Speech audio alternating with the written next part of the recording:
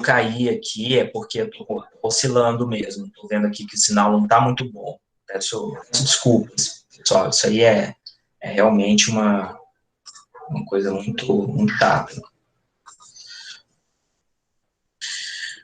Mas então, voltamos. Então, pessoal, é importante a gente ficar muito atento nesse processo todo, prestando atenção lá no texto da Ilese e do Neto, nos perguntarmos qual é o lugar do ensino disso que a gente está se preparando aqui para fazer. E aí, eu ressalto com vocês justamente o trecho do texto que a Ilese e o Neto prepararam, lá na página 15 do PDF, que acaba sendo equivalente à página da revista, é a página 276, em que tem um quadro no qual eles montaram aqui, né, o quadro, né, dessa oscilação, né, nos 4 momentos, né, nos 4 documentos e 3 momentos, do que acontece com o formato, né, disciplinar do ensino médio. Bem, desde o princípio, a ideia da organização do ensino médio era que ele acabasse sendo composto em 3 ou 4 séries, e que fosse o ensino médio regular e o profissionalizante de modo integrado, né, com uma última etapa. A seleção e a definição das áreas, essa ideia de fazer as áreas, elas já estavam presentes, só que as áreas, elas seriam componentes curriculares, e os componentes curriculares bem determinados. Inclusive, na última versão, na penúltima versão, antes da reforma, né, da ruptura do processo de discussão, a última versão, a sociologia não só era componente curricular obrigatório, como estavam definidas, dentro do componente curricular, as unidades, tendo como eixo a pesquisa. É interessante, porque essa discussão da pesquisa, ela volta forte na BNCC, mas então a gente tinha unidades, né? Tinha a unidade de desigualdade social, de diversidade, de Estado e direito. Assim, essa discussão curricular, gente, é essencial para a gente entender o que está acontecendo com os discursos dominantes na sociedade. Quem faz a disciplina de Sociologia do Conhecimento Escolar comigo, na semana passada a gente estava discutindo um texto do teórico da nova Sociologia da Educação, que se chama Forcan, em que ele discute muito, aproximadamente assim, das referências que o Bernstein, a Ilese usa do Bernstein aqui para falar desse processo de recontextualização pedagógica. E o Forcan estava discutindo muito assim, olha, como que os currículos na França e no Reino Unido, eles pressionaram de uma ideia assim, de disciplinas fechadas, de conhecimentos que são elementares e universais, que devem ser socializados para todos, a currículos extremamente fragmentados e bem identitários. E aí, então, ele pressiona assim, entre uma ideia de conhecimentos universais e conhecimentos relativos. Vejam, o que aconteceu, por exemplo, com a disciplina de História, nesse processo aqui de elaboração da base comum curricular, em meio a essa discussão, que é uma discussão muito cara para nós, a discussão do reconhecimento, das lutas simbólicas, né, das disputas no campo do simbólico, dos discursos dominantes e hegemônicos. Isso a gente estuda aqui, isso a gente vê e a gente age e tenta entender enquanto processos sociais do conhecimento. Mas o que aconteceu com a história em específico? A história, entre 2014 e 2015, durante aquele processo de coleta de sugestões e de organização do currículo, a equipe, a terceira equipe, né, que estava organizando o currículo da história, fez uma defesa de uma transformação radical, uma guinada radical para as epistemologias do Sul. O que significava isso? Significava tirar do componente de história, dentro do ensino médio, qualquer discussão que remetesse a discursos eurocêntricos. tirar da história, por exemplo, história clássica, né, a chamada história clássica, lá com a história de Grécia, Roma, e fazer toda uma discussão a partir das africanidades, da cultura indígena, dos discursos locais, e reconstruir nesse sentido. E, claro, dentro das sociedades, dentro de diversas...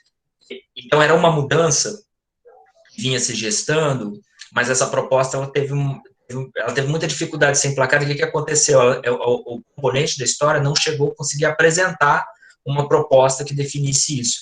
E nesse movimento houve como é que se diz assim, quando você estica o elástico de um lado, houve uma contra-porrada muito forte, uma contra-guinada muito forte. Os olhos, né, os holofotes, por exemplo, do Escola Sem Partido, grupos religiosos, grupos fundamentalistas, foram, assim, com muita sanha, com muita vontade, atacar esses grupos, esses agentes, esses agentes que estavam ali pensando o currículo, por exemplo, da história, e tentar reconstruir, né, tentar se apropriar desse espaço. E aí, quando a gente tem o momento de ruptura, isso perde completamente espaço. E dê uma olhada no que sobrou da discussão da história no ensino médio. O que acaba acontecendo, né? E como é que está essa discussão hoje? Então, assim, pensar na história, na filosofia, na sociologia, enfim, em todas elas, né? A sociologia não, a sociologia, diferente da história, conseguiu se acertar muito rápido naquele momento, né? E tinha uma proposta bem definida, né? Então, nós temos 3 unidades. Iam ser, né, Vanessa? Você está pensando, como é que eu vou organizar? Eu tenho componentes curriculares de sociologia para todo o ensino médio, 3 unidades: igualdade social, diversidade e Estado de Direito. Essas 3 unidades são o quê? Tem relação com o quê? Com o que vocês conseguem conectar aqui com o que a gente estuda nesse curso? Essas 3 unidades. Vamos lá, quero ouvir vocês.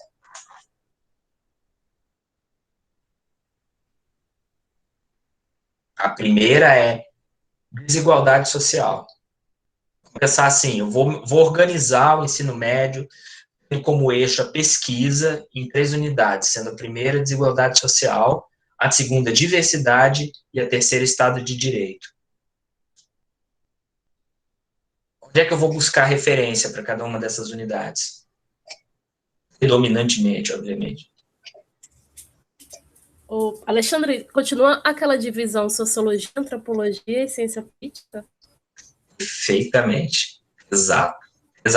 Inclusive, quer dizer, integrados, né, com um processo de pesquisa, tudo. Mas, Vanessa, na verdade, para o microcampo, para a sub-área de ensino de sociologia, isso foi um movimento de um ganho de espaço, um ganho da antropologia e da ciência política, em termos de distribuição de conteúdo da nossa disciplina de referência nas escolas. Porque teria garantido, né, que discussões que são caras à antropologia estariam presentes ali como praticamente 1/3 do currículo, da política 1/3. Isso não existia antes. Isso não estava caracterizado antes, né? Se a gente pega as orientações curriculares nacionais, se nós pegamos as diretrizes, diversas diretrizes estaduais, digamos assim, que a política aparecia normalmente em um momento como um trechinho ali de filosofia política, ali, origens do Estado, né, aquela discussão do Hobbes, do Locke, do Maquiavel. Mais tarde, bem lá na frente, talvez um pouquinho de discussão sobre democracia e movimentos sociais. E pronto, né? Agora não, a gente teria um desenvolvimento, assim, uma proposta para se falar, vamos falar de Estado de Direito, né? Nessa chave de uma perspectiva cidadã, né? Estado de Direito, desigualdade social e diversidade. Isso aqui tem um conteúdo por trás disso também, né? Uma proposta ampla por trás disso, assim, uma concepção de mundo, de realidade, que quer se fomentar com esse tipo de ferramenta conceitual, para se compreender, para se construir certas habilidades, né? Mesma coisa com a antropologia, né? A antropologia tinha aquela discussão sobre a importância do conceito de cultura. Bem, a antropologia já vinha sendo, né, bem desenvolvida, mesmo com assim, a baixa participação dos antropólogos de carreira na atividade de desenvolvimento escolar, né, de preparo para o ensino, né. A antropologia, ela tinha uma proximidade com a escola, mas por um outro prisma, né, pelo prisma da etnografia, dos estudos, assim, não no sentido de pensar o ensino da antropologia. Isso foi sendo gestado, né, foi sendo incorporado, foi sendo assumido como olha, a gente precisa ensinar antropologia nas escolas, inclusive, assim, até como uma proposta de uma disciplina para além da sociologia, né, uma discussão que, olha, a gente podia ter antropologia no ensino fundamental, seria muito bom, né, essas discussões foram engendradas, né, no âmbito da ABA, mas também por diversas entidades ligadas ao campo da educação. Cecília, você estava falando sobre a educação empreendedora, né? Você poderia concluir? Você estava dando o exemplo de um componente se eu especial. conseguir a internet, se a internet me permitir. Então, por favor. Então, é o seguinte, existe uma quantidade boa já de aula de empreendedorismo que trata essa questão, por exemplo, de finança, de certa forma, trata disso. Aí você tem pelo menos um bimestre, né, 2 meses mais ou menos de aula, onde você trabalha uma saúde financeira, lá em Projeto de Vida, e você ainda tem a disciplina de mundo do trabalho, que ela é trabalhada no primeiro e no segundo ano. No primeiro ano são 2 aulas, no segundo ano uma aula, antigamente eram 2 aulas também, onde vai se trabalhar toda essa parte financeira também, formação de uma empresa, como é que se cria uma empresa, como é que você vai para uma entrevista de trabalho. É uma coisa assim mesmo, bem objetiva, bem amarradinha dentro dos parâmetros para tentar fazer com que o menino seja todo moldado para esse mercado de trabalho. Ele entende uma estrutura interna, burocrática, e ele entende também como deve se portar nesse ambiente, etc, etc. Então, assim, se a gente perceber, esse leque aí de formação para o mercado, ele já é bem espaçoso dentro desse currículo. Muito mais do que se você juntar a filosofia e a sociologia.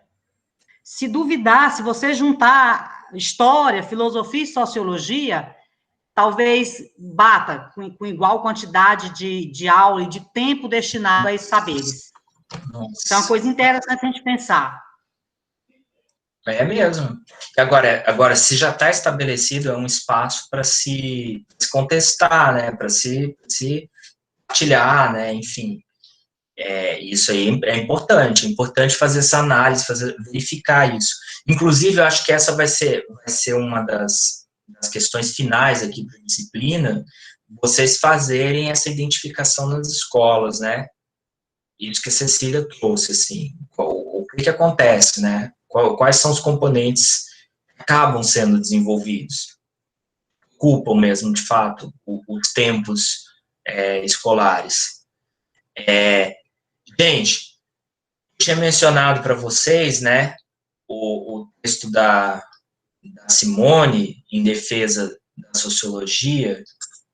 Eu queria, antes da gente passar para o próximo momento da aula, para a gente falar um pouquinho da BNCC, eu queria ler um trechinho desse texto para vocês, porque ela argumenta que não faz sentido as finalidades do que o Estado ali, naquele caso, defendia, substituir sociologia, filosofia e arte por educação financeira. Vamos lá?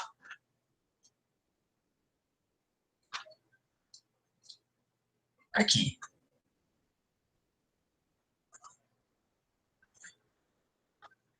Bom, evidência. Consegue enxergar?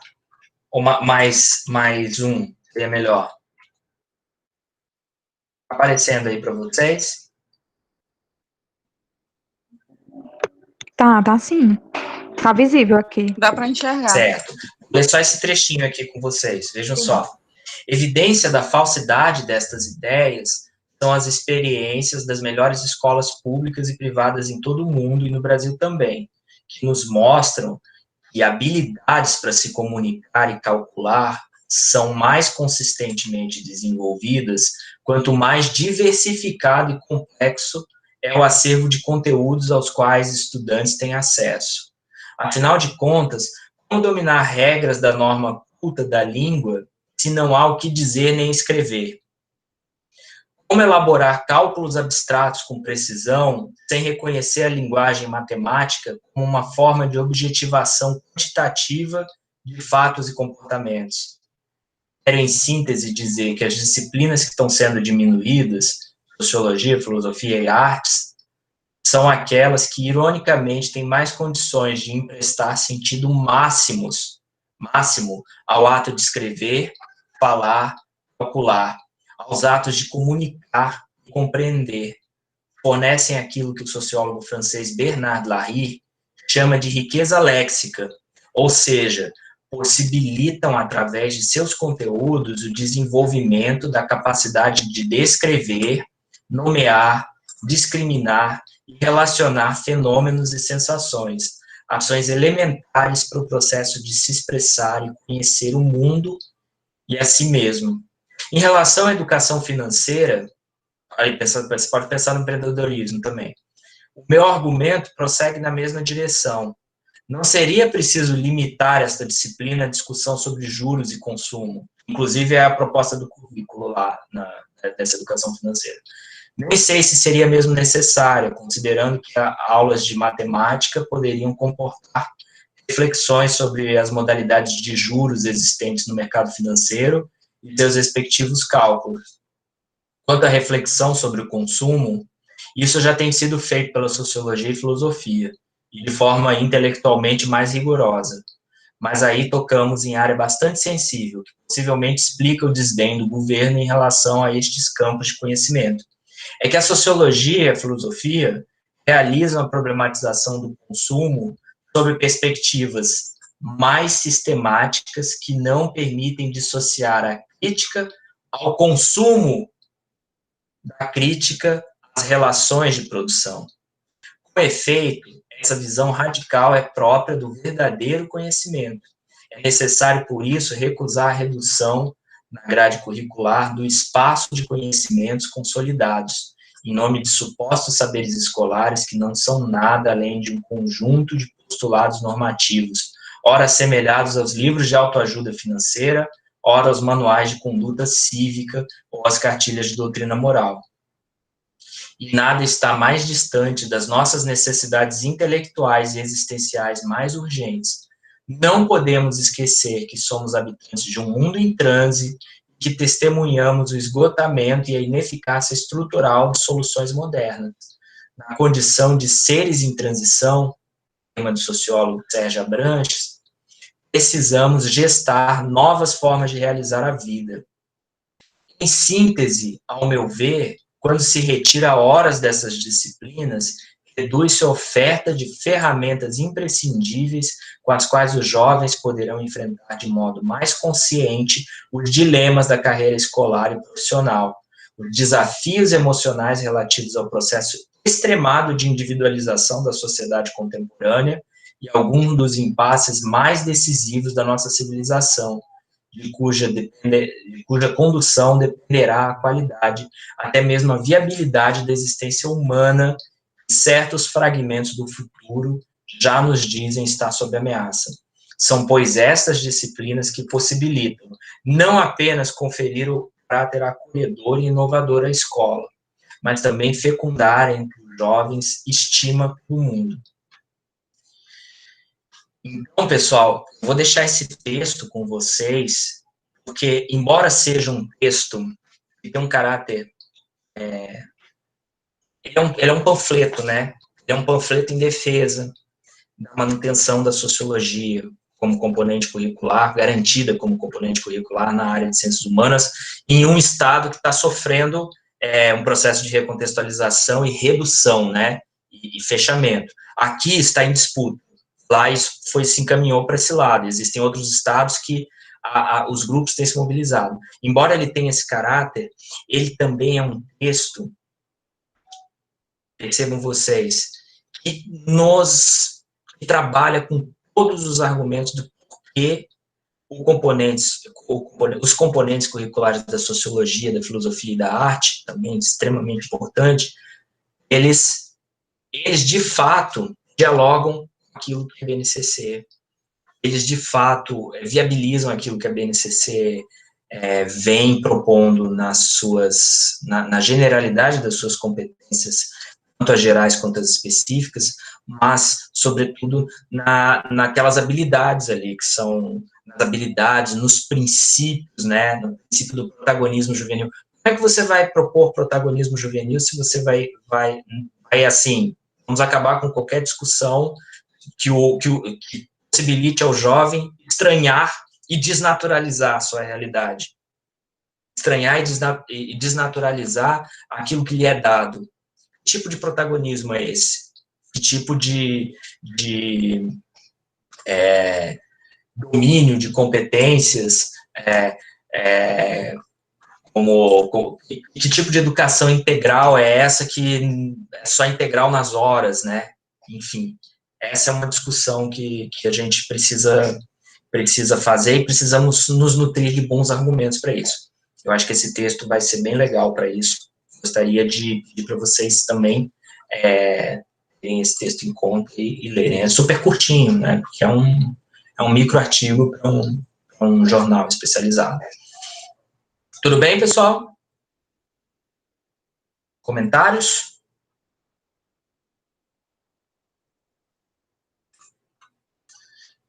Então, vamos para o nosso último bloco.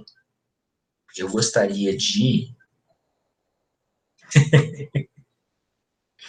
Como ser empreendedor e predador ao mesmo tempo. Pois é, né? Eu fico pensando muito, Cecília, uma coisa que me incomoda nessa discussão, me provoca,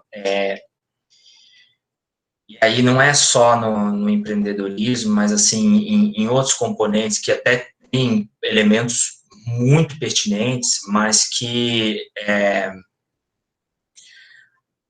apresentam certas promessas para os jovens, né, viabilizam ali, por via dos seus discursos, algumas promessas que provavelmente as condições objetivas não vão ser favoráveis, né. Assim, principalmente quando busca-se o recurso, assim, de elementos de autoajuda, né. Claro que, não estou dizendo, assim, que tudo vai água fora, né, mas quando se ensina, por exemplo, quando se diz assim para os jovens, isso a gente vê, por exemplo, nos projetos sociais de busca, os projetos de vida, busca ativa para trazer os jovens que evadiram das escolas para fazer uma formação complementar, ou fazer uma formação profissionalizante, ou um curso no Senac, algo nesse sentido. Isso tudo é muito valoroso. Mas parte desse processo vem acompanhado de uma promessa para os jovens que estão na situação de mais vulnerabilidade, de que a passagem, a retomada dos estudos e o processo de completude aí do ensino médio vão ampliar suas possibilidades de conseguir emprego, vão ampliar imediatamente as suas possibilidades, sua empregabilidade, né? E se isso é só um discurso, certamente é um movimento que pode virar água, né? E eu fico pensando, assim, muito pontualmente, né, nessas discussões sobre empreendedorismo. Tá bom, você vai empreender, mas e quem vai lhe dar o capital? Tem capital para isso, né? E como é que é como é que é essa discussão do empreendedorismo feminino, Cecília? Do que é isso que você mencionou? Porque, assim, a questão do empreendedorismo feminino, ele vai bem no rumo disso que você está colocando.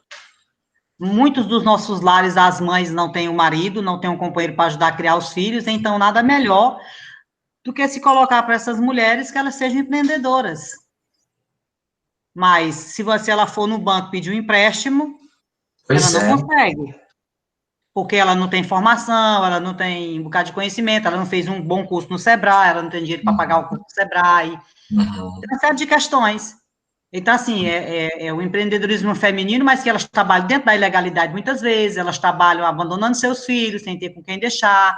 Então, assim, é um empreendedorismo feminino perigoso. E muitas vão fazer isso e os filhos não vão nem para a escola. Sim. Sabe? Então, assim, é bem, bem, bem complexo isso. Vai no mesmo sentido que você está colocando aí com relação a essa falsa possibilidade que o jovem tem de ser um empreendedor. Isso tudo é muito delicado, né? Porque nós temos uma situação de desemprego estrutural no país, né? E de desregulamentação e de uma situação em que nós não temos mais um cenário de direitos trabalhistas garantidos, né? Então, assim,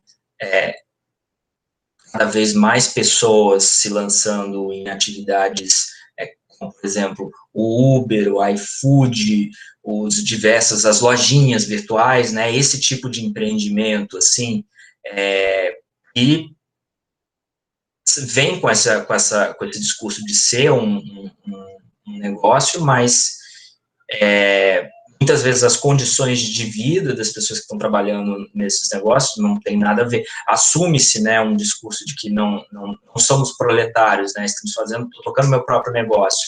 Mas com quais condições, né? Qual que é qual que é a garantia, qual que é o suporte? E ao mesmo tempo, assim, uma tensão dessa discussão com a luta pela cidadania. A cidadania passando pela possibilidade do acesso a proventos e ao consumo, né? O consumo básico, né, da subsistência mesmo. É super delicado.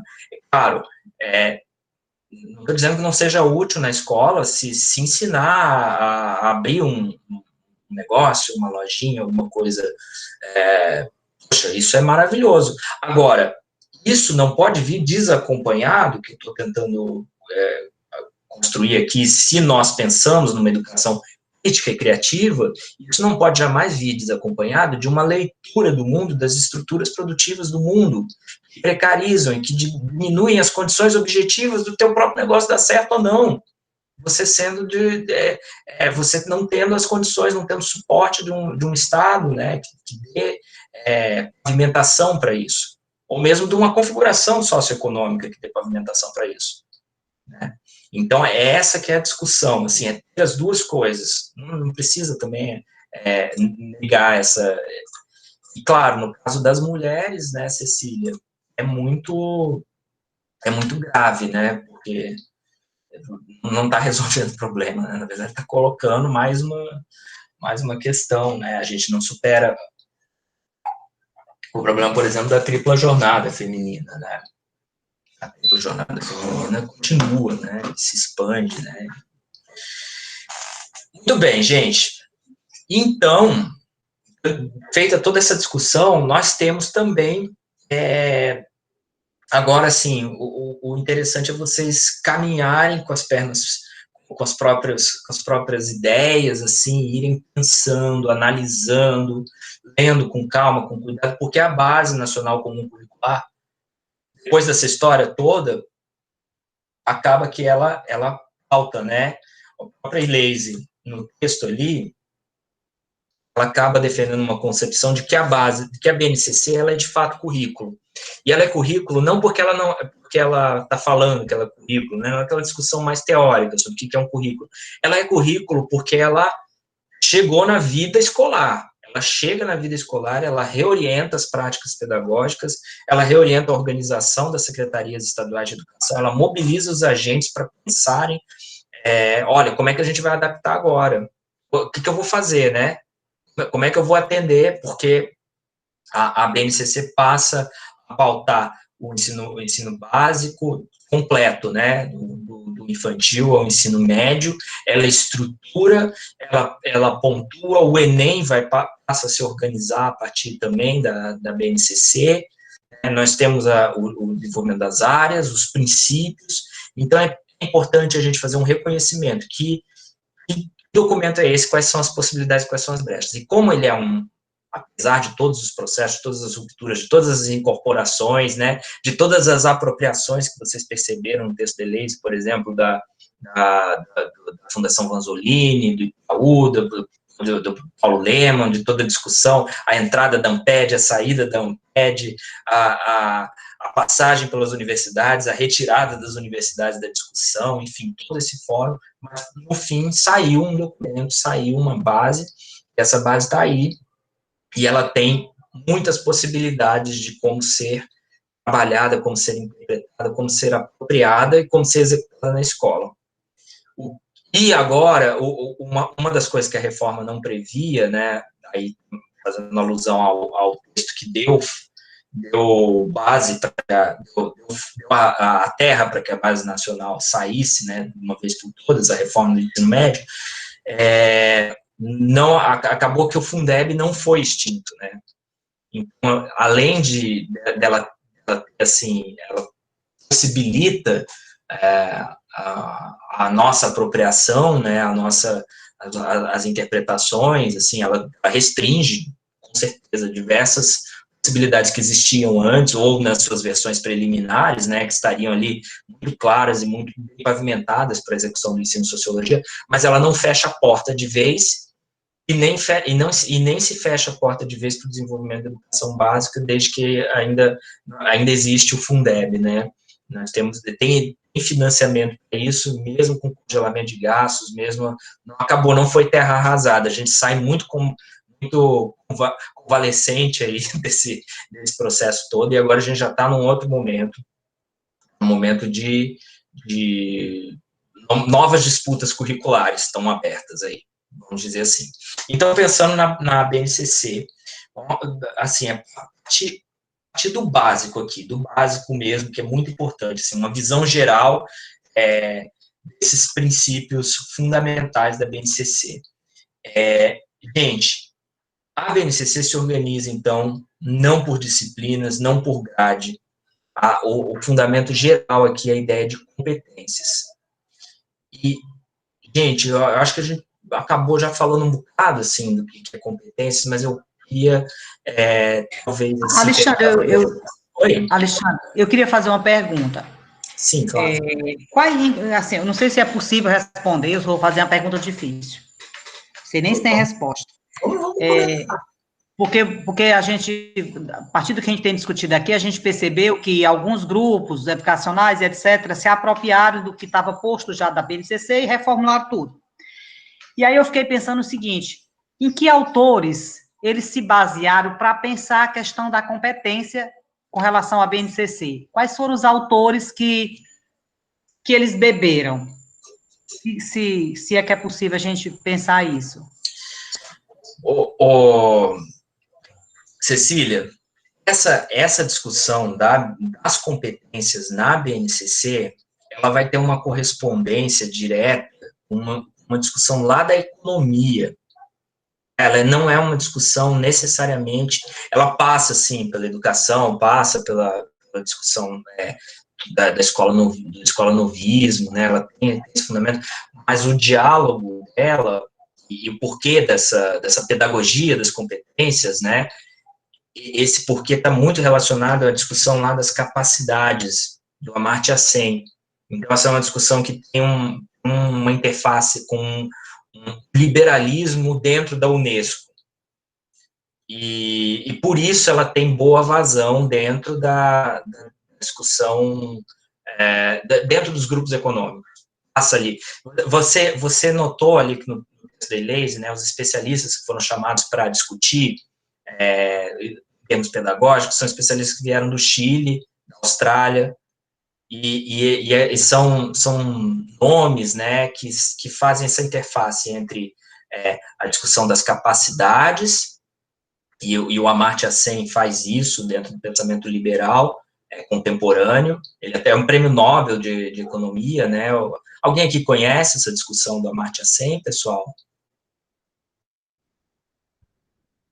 Não? Então, acho que é bem legal, viu, Cecília, tua pergunta foi muito boa, da gente fazer essa ponte, né? Eu acho essa tua pergunta, assim, essencial. Ela é assim, fundamental para a gente entender, né? Quais são as referências teóricas para o desenvolvimento mesmo dessa noção de competência. Essa noção de competência, ela está vinculada mesmo, então, vamos dizer assim, o Amartya Sen, ele está muito preocupado com as possibilidades concretas dos indivíduos fruírem de uma liberdade dentro de uma sociedade com uma conjuntura econômica, tal, né? Então, a ideia de capacidade é aquele mínimo o mínimo que o indivíduo deve possuir para que ele tenha autonomia para, assim, para participar do jogo econômico, como um cidadão que consome, que produz, isso em primeiro momento, e para que ele tenha também essa autonomia política, que possa pensar politicamente sua realidade. É um cruzamento nesse sentido. A gente vai encontrar bem essa discussão, Cecília, e a correspondência na defesa, né, dessas pedagogias invisíveis, nos termos do Bessel, ou pedagogia das competências, nos relatórios do PNUD, nos relatórios do desenvolvimento humano, nas indicações do Banco Mundial e da Unesco para a educação. Elas se afiançam nessa discussão macroeconômica, e, assim, em termos pedagógicos, eu vou fazer uma pesquisa melhor para verificar, na verdade, quais foram os caminhos desses teóricos de referências, teóricos chilenos e australianos que estavam participando da elaboração. Mas, em linhas gerais, eu acho que esse é o caminho. Eu quero ver como é que eles fazem essa conexão com a discussão macroeconômica. Então, eu não sei se você está satisfeita com a resposta por hora, mas eu gostei da provocação para a gente avançar. Não, estou satisfeita, sim. Eu não sabia por que caminho começar a pensar alguma coisa desse tipo. É porque, algum tempo atrás, eu li um texto, eu acho que o nome da autora é a Cássia Quenz. Ah, sim. Certo? E não sei se eu entendi bem o que ela propôs, mas ela fazia muitas críticas à questão dessa pedagogia das competências. Ela fazia uma crítica, inclusive, eu entendi, né? Que ela dizia que uma escola que avalia com base nas competências não poderia ser uma escola que se diz que tem uma educação integral. Fazia uma discussão nesse sentido. Isso eu li há algum tempo atrás, quando eu comecei a trabalhar na escola profissional. Porque a própria escola profissional, ela vem mudando muito, ela não é mais genuinamente a escola que eu comecei a trabalhar. Né? Eu acho que a escola que nós começamos a trabalhar, ela era uma escola muito boa.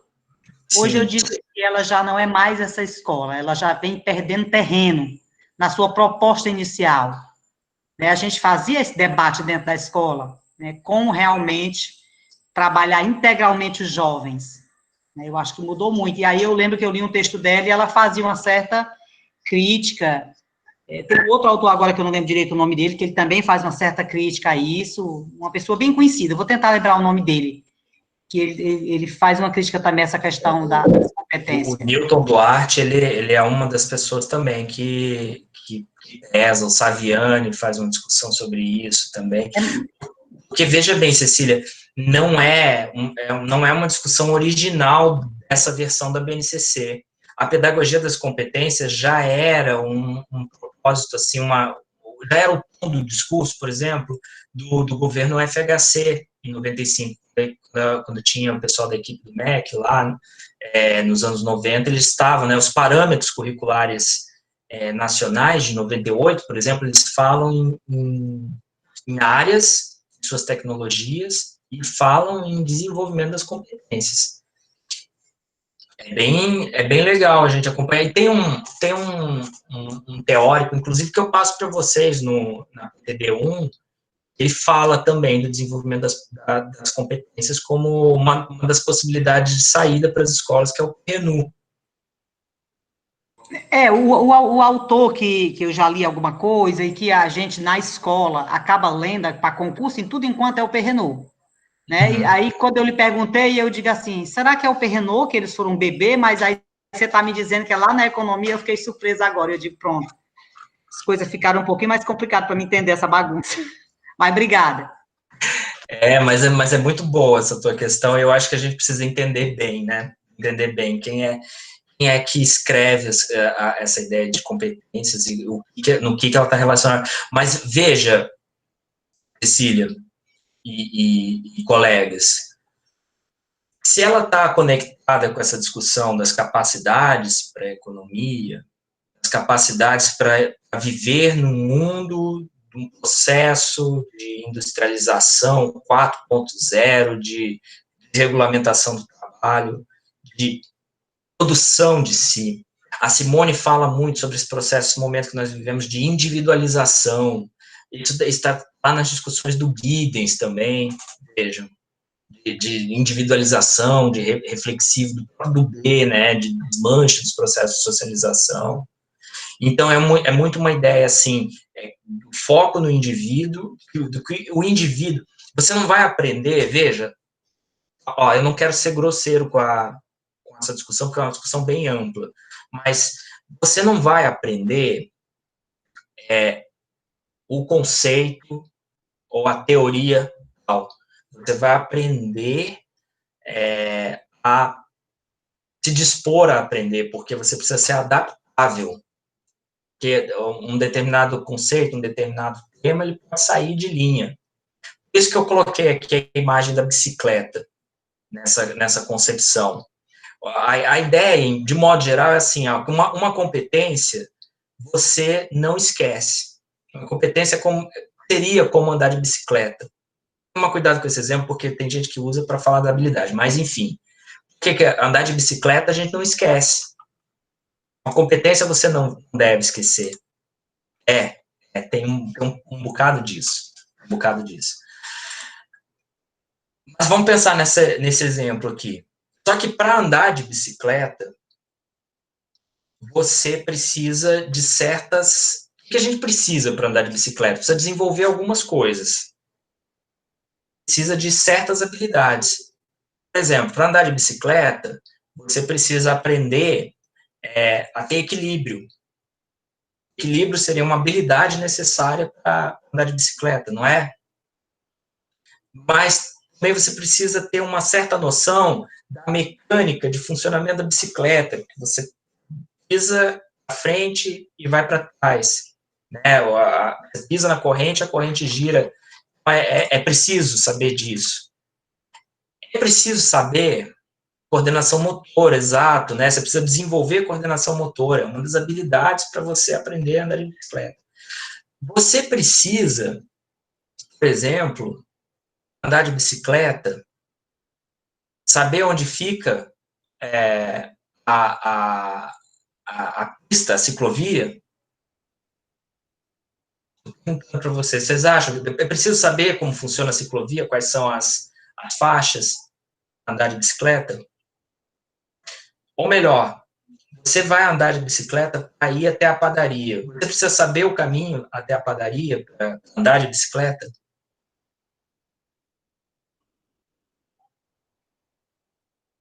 As normas de trânsito. Precisa saber?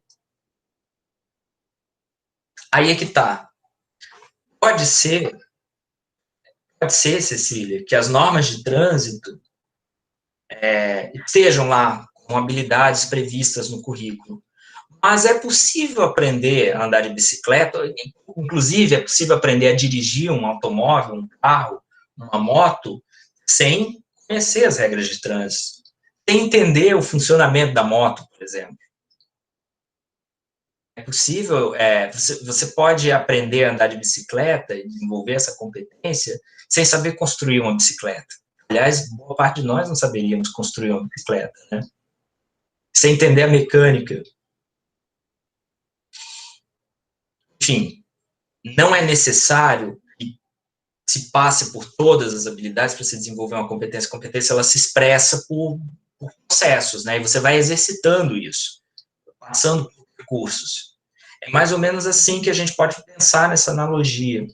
E os objetos do conhecimento? Nesse processo, e aí que eu queria fazer essa reflexão com vocês. O que acontece com os objetos do conhecimento? O objeto do conhecimento aqui nessa analogia, nessa metáfora com a bicicleta, seria, por exemplo, o caminho até a padaria. O caminho até a padaria é, é, a, é a ética protestante do espírito do capitalismo. O caminho até a padaria. O objeto do conhecimento, as formas elementares da vida religiosa. Não importa muito qual que é o caminho até a padaria, ou se é até a farmácia, ou se é uma volta na quadra. O que importa é o exercício de uma determinada habilidade para que aquela competência se consolide. É essa que é a diferença da chave entre objetos de aprendizagem claros, determinados, ou objetos de conhecimento claros e específicos e disciplinares, um currículo cuja pedagogia é visível, porque você identifica, certo, de um currículo da pedagogia das competências. A pedagogia que está analisando se a pessoa opera ou não com determinados conceitos e categorias. Tudo bem, pessoal? Deu para pegar mais ou menos essa ideia? Vamos ver, vamos tentar ver isso aqui na prática, por exemplo. Vamos parar de pensar na bicicleta e vamos pensar aqui na área de ciências humanas e sociais aplicadas e vamos pegar aqui a competência 1. Dá para enxergar? Dá para enxergar, Vanessa? Não, obrigada. Ó, deixa eu aumentar aqui. Apareceu agora. Ó, essa é a competência 1. Analisar processos políticos, econômicos, sociais, ambientais, culturais, no âmbito local, regional, nacional e mundial, em diferentes tempos. Então, sempre muita atenção, né, no verbo, no infinitivo da competência. A competência é uma competência de análise. O que é analisar? A gente precisa saber bem o que é isso. O que é analisar, gente? É olhar, recortar um determinado processo, um determinado fenômeno, um determinado objeto e observar ele dessa perspectiva, né? Produzindo conhecimento em relação a isso, produzindo compreensão em relação a isso. Então, analisar processo político, econômico, social, ambiental, cultural, nos âmbitos local, regional, nacional e mundial, em diferentes tempos, a partir da pluralidade, analisar esses processos a partir, então tem sempre um verbo do infinitivo, né, e sempre um procedimento. Oi, Vanessa. Isso me lembra muito os objetivos gerais de um plano de aula. Sim. Não sei se tem alguma relação. Sim. Inclusive, os planos de aula vão agora caminhar nesse sentido, né? Mas sim, porque você tem um verbo, um contexto, né? Um contexto, tem assim um comando, um contexto aqui, né? A partir do quê? Da pluralidade dos procedimentos epistemológicos, científicos e tecnológicos, para quê? Então, tem um procedimento, um contexto, para quê? De modo a compreender e posicionar-se criticamente em relação a eles. Vocês vão reparar que todas as competências, elas seguem essa mesma estrutura, ó, a 2 aqui. Analisar a formação de territórios e fronteiras em diferentes tempos e espaço, como? Mediante a compreensão das relações de poder que determinam a territorialidade e o papel geopolítico dos Estados-nações. Olha lá, terceira, analisar e avaliar criticamente as relações de diferentes grupos, povos, sociedades com a natureza e seus impactos econômicos, para que, com vistas à proposição de alternativas que respeitem e promovam a consciência ética socioambiental no global. Essa é a competência. Uma competência que se desenvolve, né, aí tá, a ideia é a mesma que a da bicicleta. Uma competência, se você aprende, você não vai esquecer. Vai andar, isso aqui tem que ser nesse sentido.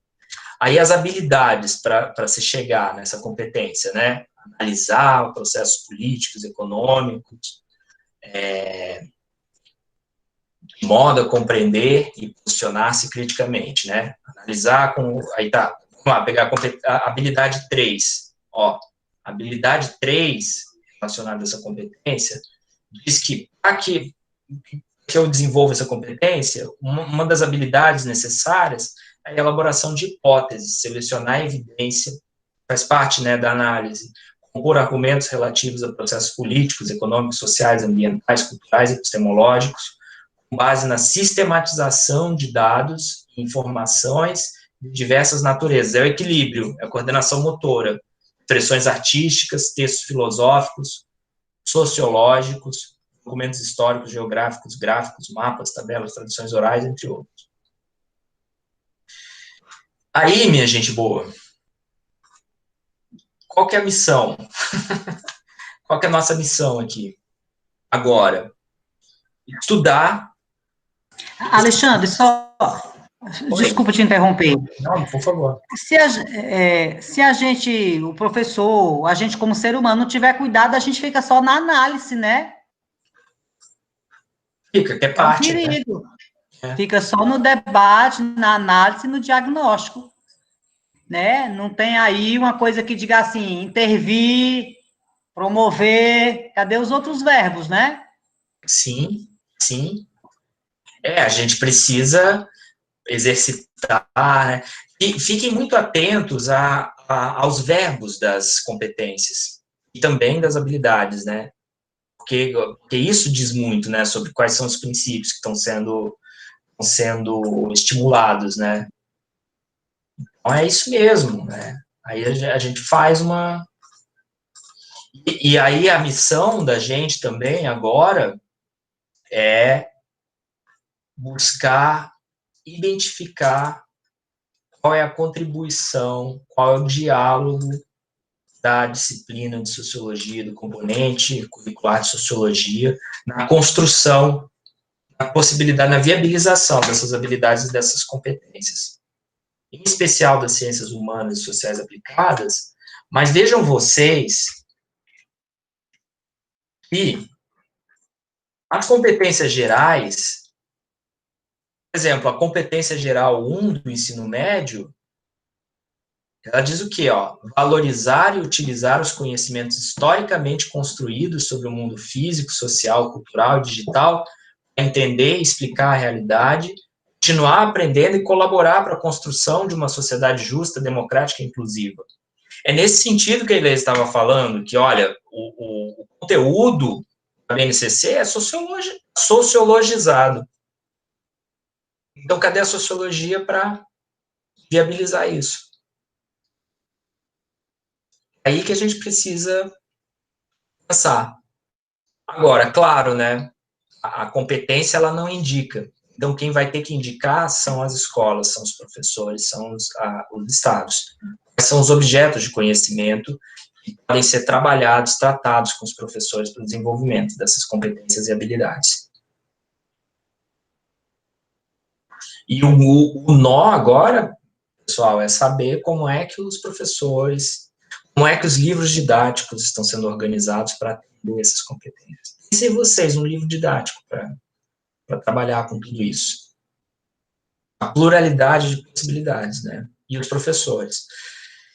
Então, pessoal, para a semana que vem, eu vou deixar o texto da Simone, eu já deixei ali, vocês podem acessar no Classroom, as diretrizes curriculares regionais daqui, como essa discussão está sendo incorporada, como os componentes curriculares da área de ciências humanas e sociais estão pensando em se organizar para se realizar, né, na Base Nacional Curricular como referência. Então, seria muito legal que vocês lessem, e para a semana que vem, que vocês comecem a pensar, queria que vocês fizessem um exercício. O exercício que a Vanessa veio pensando. Peguem uma competência das ciências humanas, para escolher, eu vou deixar lá para vocês, tem o texto, o PDF, e eu vou deixar essa linha, esse mapa das competências também disponível para vocês, tá? Peguem uma das 6 competências, ciências humanas, são 6, peguem uma delas e, a partir de uma ou duas habilidades dessa competência, pensem em quais conteúdos sociológicos vocês poderiam trabalhar se vocês tivessem que organizar um plano de ensino. Não precisa ser um plano de ensino do ano, não. Um plano de ensino para uma unidade. Não precisa também pensar no plano de aula, não. Calma lá. Pouca coisa, por enquanto. Eu quero que vocês tentem, a partir desse exercício de identificar, escolham, faz, as 6 competências. É o seguinte, gente, nas 6 competências, a gente tem que dar jeito de achar lugar para sociologia. Porque não vai tá explícito isso na BNCC. Vocês é que vão identificar. Então, escolham uma das 6 e pensem em quais conteúdos. Vou colocar isso lá no fórum, mas eu acho que vocês podem ir colocando no fórum para falar, mas seria legal vocês fazerem essa discussão para a sala de aula. Exceto se a gente conseguir organizar a tempo, eu e o Willams estamos providenciando isso, nós gostaríamos de trazer 2 ou 3 professores para que eles contem agora para vocês como que eles estão organizando o plano de ensino deles, tendo a BNCC como referência. Isso vai ser bem importante para vocês registrarem também, irem pensando na organização de vocês, tá bom? Muito bem. Vamos encerrando por aqui. Questões? Sugestões? Gente, eu queria pedir desculpas, assim, para vocês, porque eu ando numa correria, assim, tão grande, tão absurda, que às vezes eu acho que eu estou em falta com